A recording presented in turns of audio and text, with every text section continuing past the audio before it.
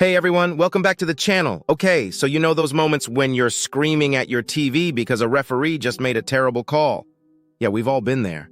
Well, today we're gonna unpack this whole video assistant referee thing, commonly known as VAR. You'll want to stick around, trust me, because we're diving into whether this technology is actually making sports better or just causing more headaches. Let's get into it.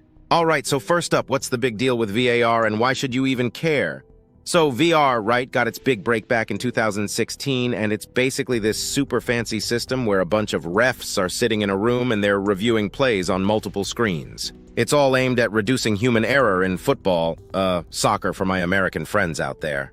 And get this, even though the VAR team is helping out, the final say still rests with the on-field ref. Yeah, that's right. Moving on, let's dive into when and how VAR actually comes into action. So, in the world of football, there are like 4 main situations where VAR jumps in. We're talking about goals, penalties, those nasty direct red cards, and mistaken identity. Yeah, like when the ref can't tell who did what.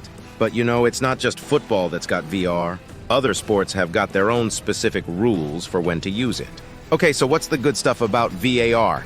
Well, for starters, it's pretty darn effective at reducing those glaring mistakes that make us all shout at our screens. It also kind of encourages players to be on their best behavior because they know they're being watched, you know?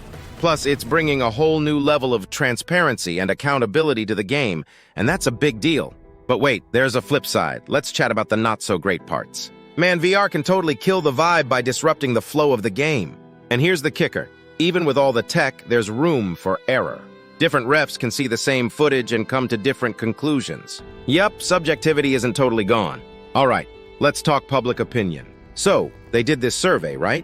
And about 52% of people are all for VR. They think it makes things fairer.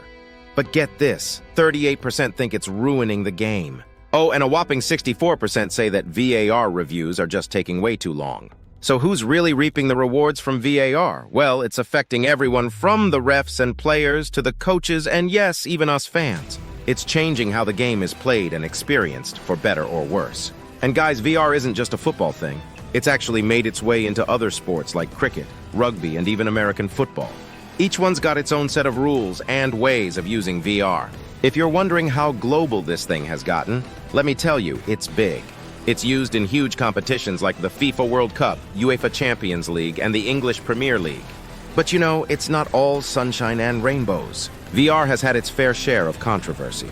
Some folks say it's disrupting the game, it's not always spot on, it's too complicated, and get this, could even be manipulated.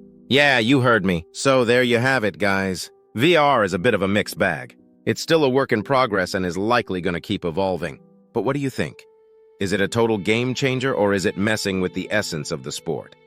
I want to hear from you, so go ahead and drop your thoughts down in the comments section. And hey, if you found this video interesting, don't forget to hit that like button and smash that subscribe button for more juicy content. Catch you in the next one.